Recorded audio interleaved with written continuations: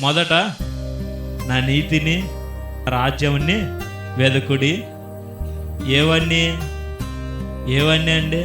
ఈ లోకంలో ఉన్నవన్నీ కూడా మనం మొదట దేవుని యొక్క రాజ్యం కోసము, ఆయన యొక్క రాజ్య స్థాపన కోసము మనం ఒక రాయబారిగా ప్రయాసపడగలిగితే అవన్నీ కూడా మనకి ఏదైతే అవసరమో, మనకి ఏదైతే అక్కర ఉన్నదో అవన్నీ కూడా దేవుడు సమకూర్చే దేవుడే అన్నాడు. అవుదంటారా కాదంటారా? అవునండి. ఆయనకి అసాధ్యం అనేది ఏదైనా ఉందా? ఆయన ఎడారిలో నీళ్ళ బుక్కలని పుట్టించిన వాడు. ఎక్కడ ఆహారం దొరకదో అక్కడ మన్నాను కురిపించి, పూరేలను కురిపించి దాని యొక్క ప్రజలకి సమృద్ధి అయిన ఆహారాన్ని ఇచ్చిన దేవుడై ఉన్నాడు. మనం ఒకటే గురి కలిగి ఉండాలి ఈ యొక్క అంత్య దినాలలో. ఏంటండి?